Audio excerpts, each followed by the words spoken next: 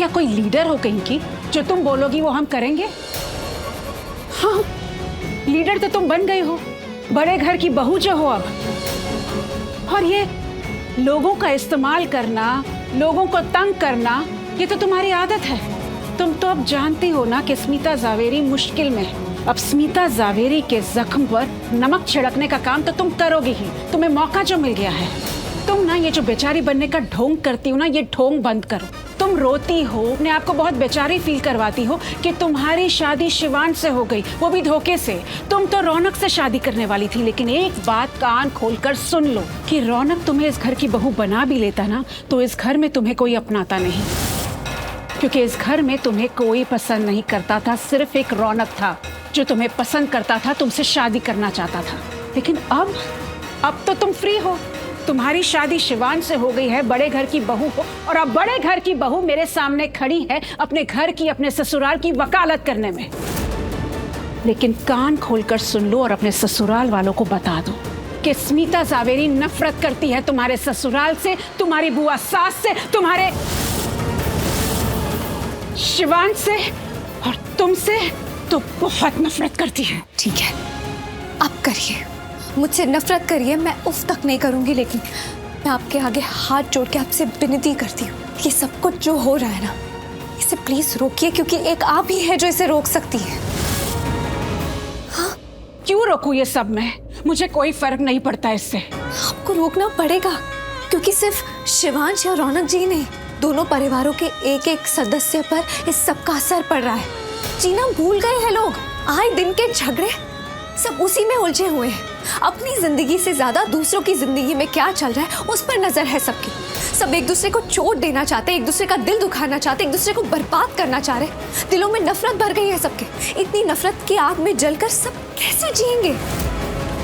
अपने आप को भूल गए हैं सब। तो ये सब जाके अपने पति को कहो ना, या सो कॉल्ड टेम्पररी पति को, क्योंकि वो तो तुम्हें कभी भी छोड़ देगा। लेकिन अभी तक तो वो तुम्हारा पति है ना, तो जाओ जाके उसको कहो ये सब। उसको कहो, क्योंकि सारे फसाद की जड़ वही है। कहो शिवान से कि खुद भी जिए और दूसरों को भी जीने दे। मैं बस आपसे इतना कहने आई थी कि शिवांश आज भी आपको बहुत याद करते हैं।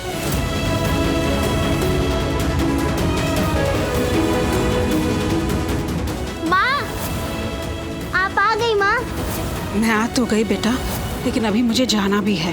आप अभी तो आई थी, अब वापस क्यों जा रही हैं? मैं आपको नहीं जाने दूंगा। प्लीज मुझे मत छोड़ के जाइए माँ।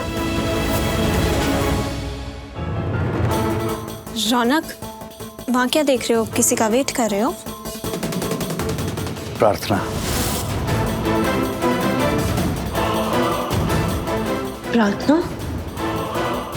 रौनक ने एक बार भी नहीं सोचा कि अगर वो प्रार्थना का नाम लेगा तो मुझे हर्ट होगा। नहीं, मैं रौनक को ये नहीं दिखाऊंगी कि मैं जेलस फील कर रही हूँ, वरना रौनक की दोस्ती भी मेरे हाथ से चली जाएगी। अच्छा रौनक, एक बात बताओ, तुम तान्या के साथ बड़ा अच्छा बिहेव कर रहे थे, क्यों? वो एक लड़की है, एक लड़का उसे परेशान कर रहा था, वो अनकंफर्टेबल फील कर रही थी इसलिए। हाँ पायल, और रौनक ने कहा ना कि उसकी जगह कोई और लड़की होती तब भी रौनक यही करता, वो उसकी हेल्प करता। वाह, रौनक ने कहा और तुमने मान लिया? मुझे तो ऐसा नहीं लगता है। अगर कोई और लड़की होती तो रौनक ऐसा बिहेव ना करता। मुझे तो ये लगता है। क्या लगता है तुम्हें पायल? मुझे इतना भी समझाने की कोशिश मत करो। मयंक मुझे अच्छे से जानता है और उसने जो कहा वो सही कहा। मैं जो सोचता हूँ मैं करता हूँ। एनीवेज, मैं एक ऐसी जगह जा रहा हूँ जहाँ पे कोई लोग ना हो। मेरे घर में क्या हो रहा है मेरे को सीसीटीवी फुटेजेस में देखना है। मैं जानती थी आप आज भी शिवांश से बहुत प्यार करती है। हाँ करती हूँ मैं।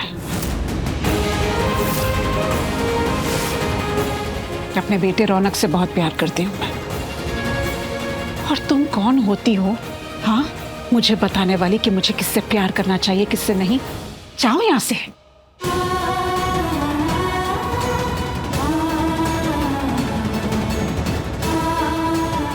स्मिता आंटी तो मेरी बात ही नहीं सुन रही, पर एक वही है जो ये सारे झगड़े को रोक सकती है।